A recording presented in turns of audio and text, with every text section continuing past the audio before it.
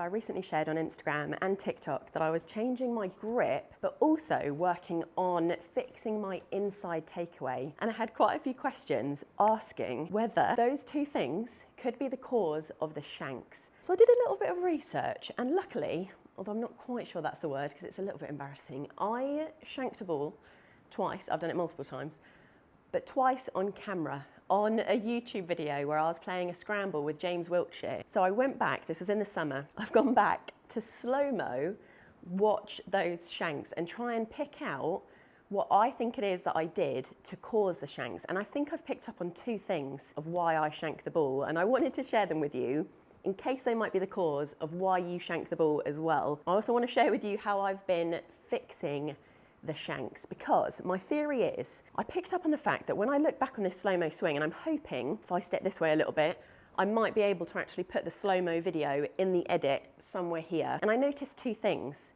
The first thing is that I rolled my wrists in my takeaway, causing me to put the club inside, which I don't want, opening that club face. And the second thing is that when I then got to the top of my swing, I come over the top, which I think means that I come in with a really open club face to the point where I'm literally hitting the ball off the heel.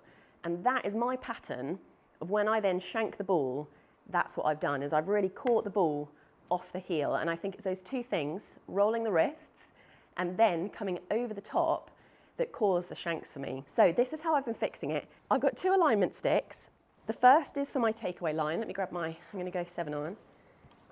The first is for my takeaway, because if I'm rolling my wrists, and this is something that I've been working on, as you know, in my takeaway, it's been a tendency I think I've been fighting probably throughout my golf swing, since playing, but it almost felt like for a while over the summer, I got it under wraps, and then it's just like these tendencies creep back in, don't they? They like to keep us on our toes. So for me, I know that my tendency with rolling the wrists can really be that the hands get away from me and the club comes inside. And the drills that I've been working on to try and fix that is really just keeping the hands inside, club outside. So the alignment stick for me there is just a reference point. It's almost like a physical thing that I can feel like I'm sliding along with my hands, but it's also a checkpoint that I can then check the club is outside my hands when I'm doing my rehearsals, but also that when I get to parallel, it feels like I'm matching that line. And luckily, because we're in a simulator, so I'm in Golf Manor Club in Farnham at the minute, which is super local to me, it's just opened and it is an absolute dream. I mean, what is better? Coffee, inside, golf, especially when the weather at the minute, like it is, it's horrible outside. And so I'm a bit under the weather, as you might be able to tell. So going on the range in the wind and the rain is probably not the best thing, but coming to a lovely warm simulator to keep up with my practice, absolutely. Also, it's got the data, which I'm also a big fan of. So we're going to use this, especially face angle, to check if this drill is helping me fix what I think is causing the shanks. So with that takeaway, that first move that I'm focusing on fixing, that inside rolling of the wrists, the feeling is really just using the big muscles to take the club away. I always feel like that's me boasting about my big muscles, but I promise you they're not big at all. It's more just using, rather than the hands getting too active, feeling like I'm using the big muscles to drive that takeaway. Feel that pinch of pressure here. So when the club is parallel, I can check. I feel like I'm matching up with that alignment stick.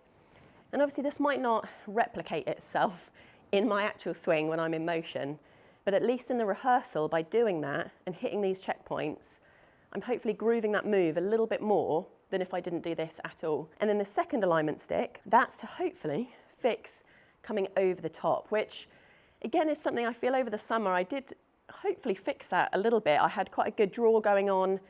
And then it just seems, I think, maybe when I get nervous or when I'm like back with playing with James, I think those shanks came out because I was in between clubs, so that's a sign for me. I'm always a little bit, if I'm hesitant about have I made the right choice, and I don't maybe fully commit to a swing, but also if I'm nervous. So, I was being filmed. It was the only, I think, the second time I'd ever been on YouTube for somebody's channel and playing golf. And, really trying to feel like when I am nervous or when I feel those things, I just want to have feelings to commit to so that hopefully the shanks don't come out like they did in that video with James, and as we've seen, they came out twice. So, they've haunted me ever since, but that's we'll forget about that, hopefully. So really now, what I'm focusing on doing with this drill is that rehearsal for the takeaway, but then I'm using that alignment stick to be a guide, because if I come over the top, I'm gonna hit that.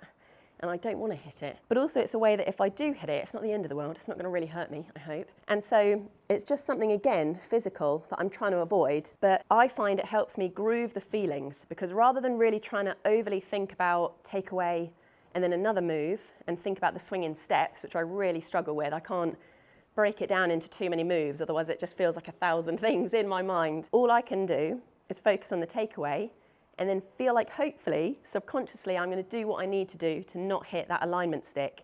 Or if I do hit it, that's okay. It's a bit of feedback, a bit of data that I can then experiment with, maybe exaggerating a feel to improve on that and get better. Because I think as well, this is what I want to try and do more in my practice, is be a bit more fearless, not worry so much about maybe, if I am on the range rather than in a lovely simulator, and I take these alignment sticks and someone hears me clattering them, it can be quite embarrassing. But if I know the purpose behind this practice and knowing that this is all about fixing those shanks, hopefully for good, it means that I can stick to this and really kind of stick with the process rather than just ditch the sticks and end up bashing through balls without really having that intention of what I'm working on and why I'm working on it. I'm gonna move the stick a little bit closer. So we're really living on the edge here and really trying not to hit that stick. If you don't have a stick, you can use a basket. I sometimes use a basket when I'm at the range. Just lay a basket there using that same angle, hopefully promoting an inside path rather than our out to in.